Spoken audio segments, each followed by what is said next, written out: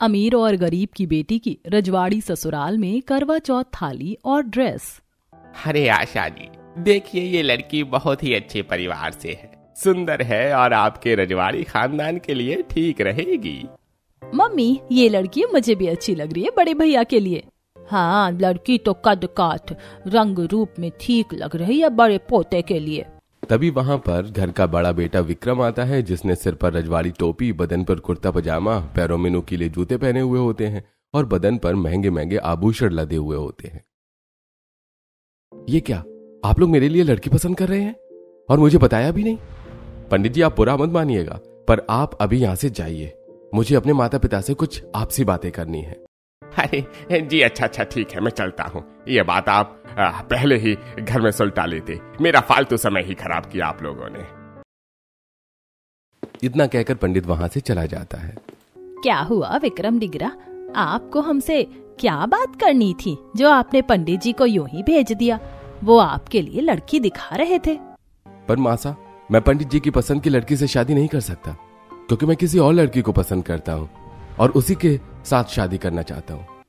कृष्णा डिगरा, हमारे रजवाड़े खानदान के लिए आपने लड़की पसंद कर ली और एक बार भी घर में इस बारे में चर्चा नहीं की। वो लड़की कौन है, कहाँ की है, क्या रहन सहन है उसका, क्या हमारे रजवाड़े खानदान में वो रह पाएगी? बोलो विक्रम, डिगरा दादी साहब आपसे कुछ पूछ रही है।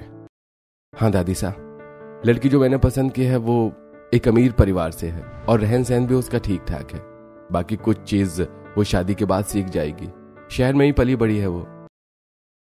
अरे बेटा विक्रम, क्या शहरी है लड़की? अरे वो हमारे रजवाड़ी खानदान के नियम कानून को समझ पाएगी। कल को तुम्हारी पसंद की लड़की रजवाड़ी खानदान के लिए मजाक का पात्र न बन जाए। हाँ विक्रम डिगरा, दादाजी ठीक कह रहे हैं। मासा, मेरी पसंद की लड़की शहर से है, थोड़ी बहुत चीजें उसे पता है, थोड़ी नहीं पता है। वो चीज आप उसे समझा दीजिएगा तो वो समझ जाएगी। बाकी शादी में उसी से ही करूंगा। ठीक है बेटा, अगर तुम्हारा यही आखिरी फैसला है तो हम उसी से तुम्हारी शादी करने के लिए तैयार हैं। अब विक्रम अपनी होने वाली पत्नी को फोन पर ये सारी बातें बता देता है। तभी अगले दिन पड़ोस की संध्या अपनी बेटी की बढ़ाई करती हुई पड़ोस की गरीब मालती से कहती है, मालती, तुम्हें पता है मेरी बेटी के लिए रजवाड़ी खानदान से रिश्ता आया है। अब तो मेरी बेटी रजवाड़ी खानदान में ऐश की जिंदगी जिएगी, किसी चीज की कमी नहीं होगी उसे अपने रजवाड़ी ससुराल में। वैसे तुम्हें भी अपनी बेटी की शादी अब कर देनी चाहिए, 25 साल की तो हो ही गई है। हाँ, बस अभी मुझे भी अपनी बेटी के हाथ ही पीले करने हैं, बस थोड़े पैसे और जुड़ जाएं, फिर अच्छा सा घर देखकर शादी कर दूंगी। अरे क्या पैसे जोड़ने में लगी हो मालती, तुम जैसी गरीब कितना ही पैसे जोड़ लेगी अपनी बेटी की शादी के लिए। तभी वहाँ पर संध्या की अमीर बेटी भी आती है, जो अपनी अमीरी का घमंड दिखाते हुए मालती से कहती है, हाँ आंटी जी, आपको पैसे वैसे जोड़ने की क्या जरूरत है? वैसे भी आपके हालात इतने अच्छे हैं नहीं कि आप ज्यादा पैसे जोड़ पाओ, तो आप अपनी औकात के हिसाब से ही कोई लड़का देखकर आरोही की शादी कर दीजिए। वैसे भी गरीब को तो गरीब ही घर मिलेगा ना। तभी आंगन में बैठकर कढ़ाई बुनाई का काम करती आरोही ये सब सुनकर गुस्से में चलकर अपनी माँ के पास आती है। नताशा, तुम होती कौन हो मेरी माँ को बताने वाली कि उन्हें मेरे लिए कौन सा लड़का ढूंढना चाहिए और कौन सा नहीं? मेरी गरीब माँ मेरी शादी कहाँ करवाएंगी इसकी चिंता छोड़कर अगर तुम अपनी शादी पर ध्यान दो तो ज्यादा ठीक रहेगा। चलिए माँ यहाँ से। दूसरी तरफ रजवाड़े खानदान के परिवार के सदस्य अपने बड़े बेटे विक्रम की शादी की तैयारी करते हुए, माँ जी चलिए बाजार चलते हैं, कुछ आभूषण और कुछ रजवाड़ी पोशाक खरीद के लाने हैं। बहू आएगी तो उसको भी तो देना होगा। हाँ बहू, तुम ठीक कह रही हो। अब उर्मिला आशा कार में बैठकर मार्केट आती हैं, जहां मार्केट में कई तरह के रजवाड़ी पोशाक मिल रहे होते हैं। वहीं मार्केट में एक गरीब लड़की रजवाड़ी पोशाक, रजवाड़ी टोपी, मोती जड़ी से बनी हुई भारी भारी दुपट्टा, चोली ये सब बेच रही होती है कि तभी उसके पास एक हाई फाई अमीर लड़की आती है, जो उस भारी दुपट्टे को उठाकर कहती है, इस दुपट्टे में तो बहुत ज्यादा काम किया हुआ है, कितना भारी दुपट्टा है ये, बिल्कुल ओल्ड फैशन लग रहा है। मेम साहब, ये दुपट्टा मैंने अपने हाथों से कारीगिरी करके बनाया है, आप इसकी अवहेलना मत कीजिए। और ये दुपट्टा कोई साधारण दुपट्टा नहीं, बल्कि रजवाड़ी परिवार का शान और शौकत है। हमसे कई रजवाड़ी लोग इसे खरीद कर लेकर जाते हैं। अरे ले जाते होंगे खरीद कर, पर तुम्हें नहीं लगता कि ये काफी ओल्ड फैशन है? तुम्हें कुछ मॉडर्न चीज बेचनी चाहिए जो कि आजकल ट्रेंड में चल रहा हो, थोड़ा फैंसी किस्म की चीजें। माफ करना मेम साहब, यहाँ पर आपके मतलब की चीज नहीं है फिर तो, क्योंकि मैं सिर्फ रजवाड़ी खानदान की पोशाक बेचती हूँ और अपने हाथों से इन्हें बनाती हूँ। मुझे तो ये चीज बहुत पसंद है। कहने को मैं एक साधारण परिवार से हूँ, पर मुझे रजवाड़ी खानदान का पहनावा बहुत पसंद है। दूर खड़ी उर्मिला आशा ये सारी बातें सुनकर उसके पास जाती हैं। बेटी, तुम्हारे मुंह से काफी खूबसूरती से प्रशंसा सुनी हमने इस रजवाड़े पोशाक की प्रति। वैसे और क्या क्या पता है तुम्हें? अच्छा बताओ, ये दुपट्टा इतना भारी क्यों होता है औरतों के लिए? और इस टोपी के बारे में भी कुछ बताओ। आपके पोशाक को देखकर लगता है कि आप एक रजवाड़ी खानदान से हैं, पर फिर भी आप मुझसे पूछ रही हैं तो ये मेरे लिए सौभाग्य की बात है। देखिए, ये जो भारी भारी दुपट्टे होते हैं ये रजवाड़ी औरतों के लिए वरदान होते हैं। वह इन्हीं भारी दुपट्टे से अपने सर को ढकती हैं ताकि उनके सर से ये दुपट्टा इधर से उधर ना हो। ये उनकी मान मर्यादा होती है। वहीं पर ये रजवाड़ी टोपी पुरुषों की शान शौकत होती है। इस टोपी को लगाकर रजवाड़े खानदान के पुरुष की छाती चौड़ी हो जाती है। क्या बात है बेटी, तुम्हारे मुंह से ये खूबसूरत प्रशंसा रजवाड़ी खानदान के प्रति सुनकर तो मेरा मन प्रसन्न हो गया। बेटी, तुम कहाँ रहती हो? आरोही अब खुशी खुशी अपना सारा पता आशा और उर्मिला को बता देती है। वहीं आशा और उर्मिला बाजार से थोड़ी बहुत शॉपिंग करती हैं और फिर घर आ जाती हैं। और घर आने के बाद फौरन ही उस गरीब लड़की की चर्चा वो घर में करती हैं। माँ जी, और आप दोनों ही उस लड़की की इतनी प्रशंसा कर रही हैं, तो जरूर उस लड़के में कोई खास बात होगी। हाँ मासा, उस लड़की की प्रशंसा सुनकर तो मुझे भी लगता है कि उस लड़की में कुछ तो खास है। हाँ, ऐसा ही समझो। और मैं कल ही उसके घर रिश्ता लेकर जाऊंगी। बड़े बेटे की शादी तो उसकी पसंद की लड़की से हो रही है, पता नहीं वो कैसी होगी। हाँ बहू, तुम ठीक कह रही हो। बड़ी बहू का तो कुछ नहीं पता कि बड़े बेटे ने क्या पसंद किया है क्या नहीं, पर छोटी बहू तो हमें वही चाहिए जो हमारे हिसाब किताब की है। अब अगले दिन उर्मिला अपनी सास के साथ उस गरीब परिवार के घर रिश्ता लेकर जाती हैं। नौकर अपने हाथों में महंगे महंगे शादी का जोड़ा, चूड़ी, श्रृंगार का सामान बड़ी बड़ी थाल में लेकर घर के अंदर घुस रहे होते हैं। अरे अरे, आप लोग कौन हैं? आप तो बड़े घराने से लगते हैं। आप मुझ गरीब की कुटिया में क्या करने आए हैं? अरे, आप तो उस दिन बाजार में मिली थी, वही हैं। क्या हुआ, आप अचानक यहाँ? घबराओ मत बेटी, बेटी नहीं बहू। क्या मतलब आपका? बेटी आरोही, तुम्हारा सुलझा स्वभाव हमें उस दिन बाजार में पसंद आ गया था और हम तुम्हें अब अपने घर की बहू बनाना चाहते हैं। हाँ माँ जी सही कह रही हैं। अगर आप लोग हमारा ये प्रस्ताव स्वीकार कर लेंगे तो हमें बहुत अच्छा लगेगा। अरे मेरे लिए तो ये सौभाग्य की बात है कि मेरी गरीब घर की बेटी रजवाड़ी खानदान की बहू बनने जा रही है। मैं इसके लिए कैसे मना कर सकती हूँ। अब रिश्ता फिक्स करके उर्मिला और आशा घर से निकल ही रही होती हैं कि तभी अमीर घर की संध्या ये सारी चीजें देख लेती है। अरे समधन जी, आप इस गरीब घर की बेटी के घर पर क्या कर रही हैं? अमीर गरीब क्या होता है संध्या जी, हमारे लिए तो सब एक बराबर है। वैसे हम यहाँ पर अपने छोटे बेटे की शादी की बात करने आए थे। अच्छा, अब बहुत देर हो रही है, हम चलते हैं। लड़के वालों के जाते ही संध्या ताना मारते हुए कहती है, हे भगवान, पता नहीं मालती तुमने पिछले जन्म में कौन से अच्छे कर्म किए थे जो तुम्हारी गरीब बेटी को भी मेरी अमीर बेटी की तरह रजवाड़ी खानदान का रिश्ता आ गया। कहीं ऐसा ना हो तुम्हारी गरीब बेटी मेरी बेटी का हक मार खाए। तभी वहाँ पर नताशा आती है। माँ, आप चिंता मत करो। विक्रम के होते हुए ये गरीब लड़की मेरा कुछ नहीं बिगाड़ सकती है उस घर में, और वैसे भी मैं उस घर की बड़ी बहू हूँ। तभी ये सब सुनकर आरोही भी वहाँ आती है। इतना चिल्ला चिल्ला कर क्या बोल रही हो नताशा? सब सुन रही हूँ मैं। और मुझे लोगों का हक मार के खाने की आदत नहीं है। मेरे घर पर ये रिश्ता चलकर आया है। तुमने तो फिर भी आशिकी लड़ाई थी। चलिए माँ, यहाँ से शादी की तैयारी भी करनी है। अब 3 से 4 हफ्ते गुजरते हैं और अमीर और गरीब घर की बेटी पूरी विधि विधान के साथ शादी करके अपने रजवाड़ी खानदान के ससुराल में आती है, जहाँ बैंड बाजा, ढोल, ताशे, नगाड़ों के साथ उनका स्वागत होता है। आशा भी बड़ी ही खूबसूरती के साथ अपनी दोनों ही बहू का गृह प्रवेश करवाती है। चलो अब दोनों बहू रानी इस कलश को गिराकर घर के अंदर प्रवेश करो। मम्मी जी, अगर आपके ये रीति रिवाज खत्म हो गए हैं तो मैं अपने कमरे में जा सकती हूँ? मुझे इन कपड़ों में बहुत इरिटेशन हो रही है। अरे अभी तो रजवाड़ी खानदान में ठीक तरीके से बहू तुम दाखिल भी नहीं हुई हो और पहले दिन से ही तुम्हें परेशानियाँ शुरू हो गई। छोटी बहू को देखो कितनी खूबसूरती से नजर झुका कर खड़ी है। छोड़िए माँ जी, गुस्सा मत कीजिए, हो सकता है बहू थक गई होगी। जाओ तुम दोनों ही बहू आराम कर लो। राधिका जाओ भाभी को उनके कमरे में छोड़ दो। अब राधिका अपनी दोनों भाभी को उनके कमरों में छोड़ देती है और अपने कमरे में दोनों ही बहू आराम करने जाती हैं, जहां आरोही भारी भारी लहंगे में ही आराम करती है। वहीं नताशा अपना भारी लहंगा चोली उतार कर मॉडर्न नाइटी पहन लेती है। नताशा, बंद कमरे में तुम्हें जो पहनना है पहनो, पर मासा के सामने ये सब पहनकर कभी मत जाना, उन्हें पसंद नहीं है ये सब। चुप करो यार, मुझे सोने दो, मैं बहुत थक गई हूँ। इसी तरह अगले दिन सुबह रजवाड़ी खानदान की दासियां अमीर और गरीब दोनों ही बहू के कमरों में सुंदर सुंदर रजवाड़ी पोशाक लेकर दाखिल होती हैं। छोटी मालकिन, आपके लिए ये रजवाड़ी पोशाक भिजवाया गया है। बड़ी मालकिन ने कहा है कि आपको यही पहनकर पहली रसोई करनी है। अरे ये पोशाक तो बहुत खूबसूरत है। वैसे आप भी बहुत खूबसूरत लग रही हैं। आपको पता है, ऐसी खूबसूरत पोशाक मुझे अपने हाथों से बनाना आता है। मैं इसे भी बनाऊंगी, टाइम लगेगा तो।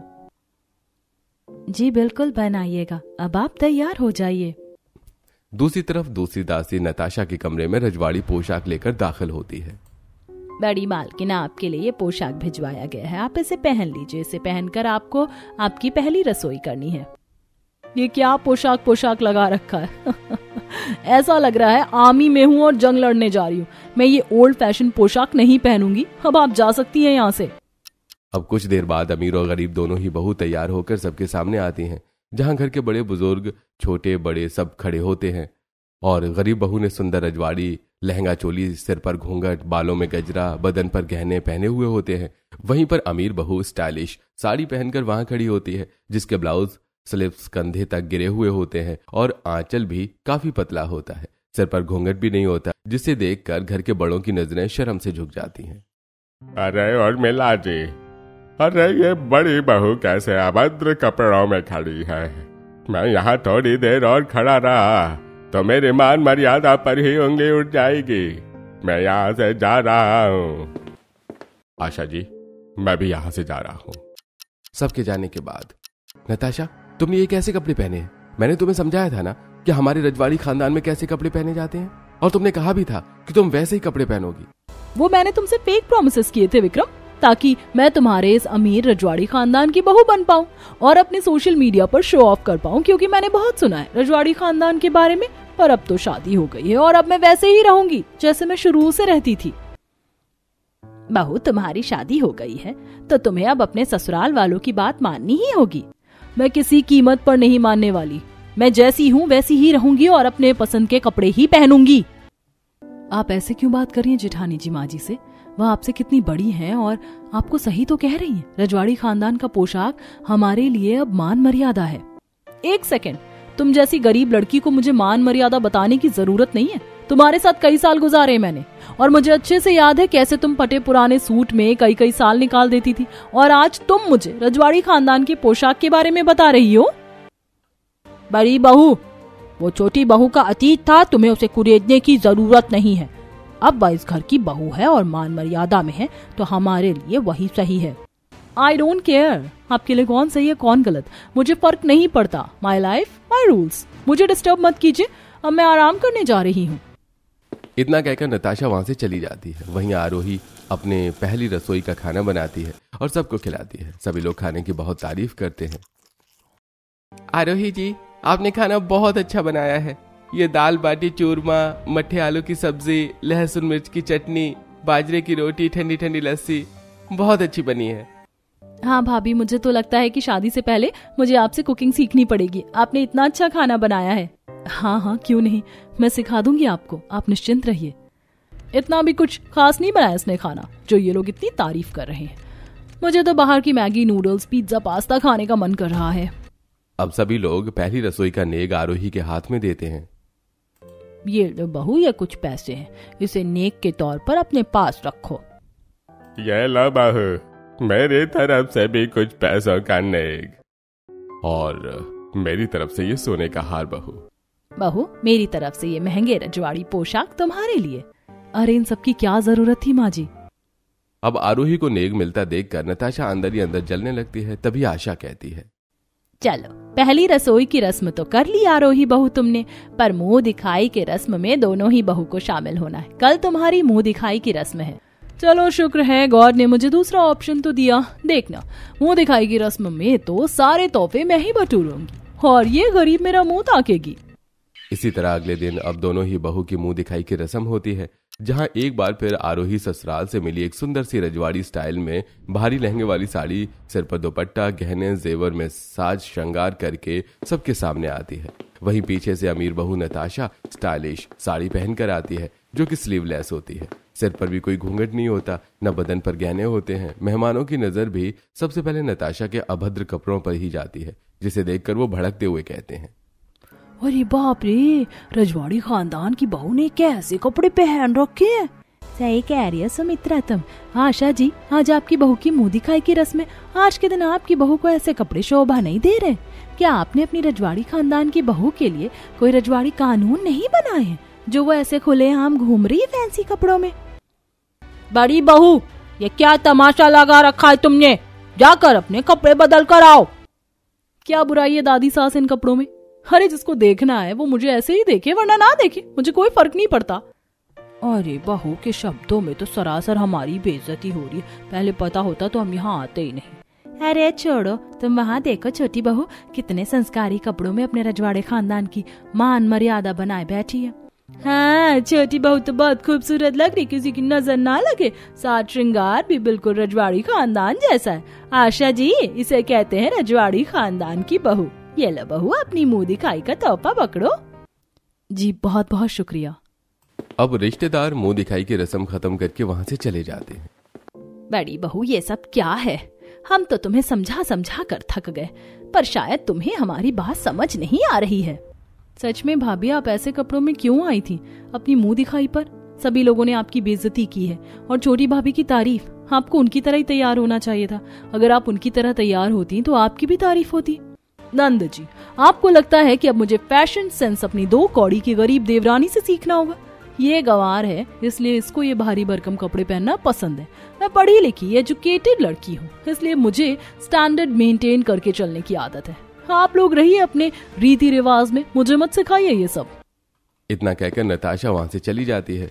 इसी तरह कुछ हफ्ते गुजरते हैं और नताशा अपने ही घमंड में ससुराल में रहती है। वो किसी से ना तो सीधे मुंह बात करती है, ना ही घर के कामकाज में किसी की कोई मदद करती है। वहीं सारा दिन घर की छोटी बहू आरोही सबके खाने पीने से लेकर उनके पहनने ओढ़ने तक का ध्यान रखती है। वो झाड़ू पोछा बर्तन कपड़े सब कुछ करती है। तभी एक दिन, माँ जी, वो मैं कह रही थी कि घर के सभी काम खत्म करने के बाद मेरे पास काफी समय खाली बच जाता है, तो मैं सोच रही थी कि ससुराल में भी अपनी सिलाई बुनाई कढ़ाई का काम शुरू करूं, अगर आपकी अनुमति हो तो। अरे इसमें अनुमति की क्या बात है, मैं तुम्हारे लिए सिलाई मशीन मंगवा दूंगी। तभी उसके ऊपर तेज तेज हंसती नताशा कहती है, यहाँ पर भी दिखा दी अपनी गरीबों वाली औकात। अरे रजवाड़ी खानदान की बहू होने के बाद भी तुम सिलाई मशीन पर कपड़े सिलकर पहनोगी? जेठानी जी, इसमें बुराई क्या है? अगर हमारे हाथ में कला है तो हम इसका फायदा क्यों ना उठाएं? इसी बहाने घर के 2 पैसे भी बच जाएंगे। छोटी बहू, तुम ठीक कह रही हो, पर सभी बातें हर किसी को समझ में नहीं आती हैं। अब आशा अपनी छोटी बहू को सिलाई मशीन लाकर देती है, जिसके बाद आरोही खाली समय में अपनी पुरानी साड़ियों में सिलाई बुनाई कढ़ाई का काम करती रहती है। इसी तरह देखते देखते दोनों ही बहू का उनके रजवाड़ी ससुराल में 1 महीना गुजरता है और फिर ससुराल से उनका पहला करवा चौथ का पावन व्रत आता है। आशा इस व्रत से जुड़ी सभी बातें अपनी दोनों ही बहू को समझाते हुए कहती है, बड़ी बहू, छोटी बहू, 2 से 3 दिन बाद तुम दोनों बहू का करवा चौथ का व्रत आएगा। ये व्रत घर की बहू अपने पति के लिए करती है। ठीक है माँ जी। गॉट इट मम्मी जी। बहू, इस करवा चौथ के व्रत पर तुम दोनों को बहुत ही खूबसूरत तरीके से तैयार होना है। सब कुछ लाल पहनना है और तुम्हारी करवा चौथ थाली भी सुंदर सी डेकोरेटेड होनी चाहिए, क्योंकि हमारे रजवाड़ी खानदान की बहू का ये पहला करवा चौथ है। और साथ ही हमारे इस आलीशान घर के आंगन में पड़ोस की कई औरतें आप दोनों को देखने भी आएंगी, तो उनके सामने भी हमारी इज्जत होनी चाहिए। फिर तो माँ जी, मुझे आप ढेर सारे पैसे दे दीजिए डिजाइनर ड्रेस बनाने के लिए। डिजाइनर ड्रेस, ज्वेलरी, बहुत कुछ लेना होगा। छोटी बहू, तुमने कुछ नहीं मांगा, तुम्हें कितने पैसे चाहिए बताओ। माँ जी, मुझे पैसे नहीं चाहिए, मैं तो ये सारी चीज अपने हाथों से ही बना लूंगी। मुझे सिलाई बुनाई कढ़ाई का काम तो आता ही है। मैं तो सोच रही हूँ माँ जी, मेरी करवा चौथ की थाली भी मैं खुद ही डेकोरेट करूँ।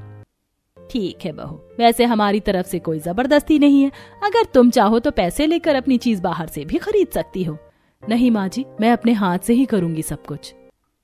अब अगले दिन से ही आरोही अपनी सिलाई मशीन से खुद के लिए कपड़े डिजाइन करती है। वो पुरानी लाल साड़ी को काटकर चोली और लहंगा बनाती है, बॉर्डर पर हाथ से गोटा पट्टी लगाती है, बाजू पर जरी की कढ़ाई, नेक लाइन पर मोती की लेस लगाती है, साथ ही दुपट्टे पर भारी नगों की कढ़ाई करती है। दूसरी तरफ अमीर नताशा एक बहुत बड़ी शॉपिंग मॉल में खुद के लिए डिजाइनर वन पीस ड्रेस पसंद करती है, जो कि लाल कलर की होती है और काफी छोटी होती है। उसकी दोनों टांगे साफ साफ दिख रही होती हैं। ड्रेस में बाजू भी नहीं होता। ओह माय गॉड, मेरा करवा चौथ लुक कितना सेक्सी लग रहा है। इस लाल शॉर्ट ड्रेस में बिल्कुल लाल परी लग रही हूँ मैं तो। सब मेरी बहुत तारीफ करेंगे, विक्रम तो पागल ही हो जाएगा।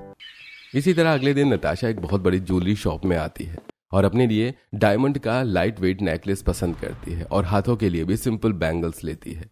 अच्छा हुआ मैंने घर वालों से अपनी ज्वेलरी नहीं बनवाई, वरना वो तो गवारों की तरह भारी भारी ज्वेलरी बनवा देते। इसमें मैं कितनी क्लासी लग रही हूँ। दूसरी तरफ आरोही अपने सासू माँ के साथ घर में आई ज्वेलरी वाले से ज्वेलरी पसंद कर रही होती है। बहू, तुमने जो ये भारी भारी ज्वेलरी पसंद की है ये काफी खूबसूरत है। तुम इसे ही पहनना करवा चौथ पर। ठीक है माँ जी। वैसे माँ जी, जेठानी जी का हार? जब वो ड्रेस बाहर से बनवा रही है तो ज्वेलरी भी वहीं से ले लेगी बहू। अब आरोही अपने कपड़ों और गहनों की तैयारी करने के बाद अपनी करवा चौथ वाली थाली की तैयारी करती है। आरोही रसोई में आकर पीतल की एक थाली, एक लोटा लेती है और उसे अपने हाथों से सजाती है। वो सबसे पहले गोंद लगाकर चारों तरफ से प्लेट में मोती का लेस लगाती है और फिर छन्नी मोतियों सितारों से सजाती है और फिर सुंदर सी थाली, छन्नी, लोटा सजाकर तैयार कर लेती है। ये सब देखकर आशा, अरे बहू, तुमने तो बहुत खूबसूरत करवा चौथ थाली बनाई है। बड़ी बहू, तुमने कुछ तैयारी की? माँ जी, मैं आज जाऊंगी मार्केट तो खरीद लूंगी। मेरे पास इतना टाइम नहीं था कि मैं हाथों से सब कुछ बनाऊं। इतना कहकर नताशा वहां से चली जाती है और सीधा मार्केट आती है और मार्केट में नताशा एक दुकान पर डेकोरेटेड करवा चौथ थाली खरीद लेती है। अरे वाह भैया, आपकी ये थाली तो बहुत अच्छी है। इसके अंदर लोटा, आर्टिफिशियल दिया, मटकी, छन्नी सब कुछ लगा हुआ है। आपने तो मेरा काम ही आसान कर दिया। अब खुशी खुशी नताशा डेकोरेटेड प्लेट लेकर घर आ जाती है और फिर 2 से 3 दिन बाद करवा चौथ का दिन आता है, जहां गरीब बहू आरोही सुंदर लाल लहंगा, लाल सिंदूर, चूड़ियां, गहने, बालों में सुंदर गजरा और पवित्रता से बनी हुई थाली लेकर आंगन में दाखिल होती है। पीछे पीछे अमीर नताशा भी अपने डिजाइनर वन पीस शॉर्ट लाल ड्रेस पहनकर लाइट मेकअप में आर्टिफिशियल थाली लेकर आंगन में आती है। वहीं आसपास की औरतें जो रजवाड़ी खानदान की बहू का करवा चौथ पहनावा और उनकी थाली देखने के लिए पलके बिछाकर बैठी हुई थीं, वो उन दोनों बहू को देखते ही बड़ी बहू के ऊपर तेज तेज हंसने लगती हैं। अरे, रजवाड़ी खानदान की एक बहू इतनी साज श्रृंगार में है और दूसरी का करवा चौथ पहनावा कितना अश्लील है। करवा चौथ के नाम पर लाल वस्त्र तो पहना है, पर उस लाल वस्त्र को पहनने का तरीका बिल्कुल नहीं पता लगता है। और तुम इसे छोड़ो, दूसरी बहू को देखो, वो कितनी सुंदर लग रही है। लग रहा है कि ये रजवाड़ी परिवार की बहू का करवा चौथ है। थाली भी देखो कितनी सुंदर है, जो कि फूलों और सितारों से सजी हुई है। अब आरोही चांद की पूजा आरती करके अपने हाथों से सजाई हुई छलनी में बड़े ही विनम्रता के साथ अपने पति को देखती है। उनके माथे पर तिलक लगाती है, फूल छिड़कती है और फिर पैर छूकर उनका आशीर्वाद लेती है। वहीं आरोही का पति उसको बड़ी ही मासूमियत से पानी पिलाता है। ये देखकर सभी लोग तालियां बजाते हैं। वाह भाभी, आपने तो बहुत अच्छे तरीके से भैया की पूजा आरती की। चलिए बड़ी भाभी, अब आप भी कर लीजिए पूजा। अब नताशा अपनी आर्टिफिशियल छलनी लेकर अपने पति को देखने की कोशिश करती है कि तभी उसकी प्लास्टिक की छलनी वहीं टूट जाती है। सब लोग ये देखकर भी तेज तेज हंसने लगते हैं और फिर वो जैसे ही लोटा उठाने की कोशिश करती है तो उसकी प्लास्टिक के आर्टिफिशियल प्लेट ही बीच से टूट जाती है। और ये सब देख के आसपास के लोग अनाप शनाप बकने लगते हैं। अरे बाप रे, आशा जी की बड़ी बहू के पास तो किसी भी चीज का तौर तरीका नहीं है। कपड़े भी बेढंग की तरह पहना है और करवा चौथ की थाली भी कितनी बकवास ले रखी है। लगता है सारा पैसा अपने ऊपर ही खर्च कर लिया था। ये तो अपशगुन है, अपशगुन। आशा जी, आपने अपनी बड़ी बहू को कुछ सिखाया नहीं है। वैसे बड़ी बहू के सारे गुण तो आपकी छोटी बहू के अंदर है। उसका पहनावा और करवा चौथ की थाली कितनी खूबसूरत लगी और कितने प्यार से उसने अपने पति की पूजा की है। आरोही, तुम मुझे यहाँ भरी महफिल में मेरा मजाक बनवाने के लिए लेकर आई हो। अरे जितना वाहियात तुम्हारे ये करवा चौथ का पहनावा है ना, उतनी घटिया तुम्हारी ये थाली है, जिसकी वजह से सब हमारा मजाक बना रहे हैं। अरे तुमसे अच्छा तो करवा चौथ पहनावा और करवा चौथ की थाली छोटी भाभी की है। और तुम्हें तो इस कपड़ों में देखकर मुझे शर्म आ रही है। मैं जा रहा हूँ यहाँ से। अरे देखो कैसे आशा जी का बड़ा बेटा अपनी पत्नी को छोड़कर जा रहा है गुस्से में। अरे जाएगा नहीं तो और क्या करेगा? पत्नी ने तो पत्नी वाले कुछ कर्तव्य निभाए ही नहीं। न पहनावा अच्छा है, न पूजा की थाली। अरे पवित्रता के साथ होनी चाहिए थी पूजा की थाली, जिसमें पवित्र जल, पवित्र फूल, फल सब होने चाहिए थे, जो कि है ही नहीं। छोटी बहू भी तो है, उसने देखो कितनी खूबसूरती से अपना कर्तव्य निभाया। चलो यहाँ से सोचा था कुछ अच्छा देखने को मिलेगा, पर यहाँ तो नौटंकी चल रही है। अब तरह तरह की बातें करके सभी लोग वहां से चले जाते हैं। ये सब देखकर आज पहली बार नताशा की आंखों में आंसू आ जाते हैं। क्या मिल गया बहू अपनी मनमानी करके? इससे अच्छा तो तू हमारी बात ही मान लेती। शायद इस तरह भरी महफिल में तुम्हारी बेइज्जती नहीं होती। आज तो तुम्हारे पति ने भी तुम्हारी इज्जत नहीं की, जबकि आज ये औरत का सबसे बड़ा दिन होता है। बड़ी बहू, वैसे तुम्हें घमंड तो बहुत है अपनी अमीरी का, पर सच तो यह है कि छोटी बहू गरीब होकर भी हमारे इस अमीर रजवाड़ी खानदान में बस गई, और तुम इतनी अमीर होने के बाद भी आज तक इस रजवाड़ी अमीर खानदान में नहीं बस पाई।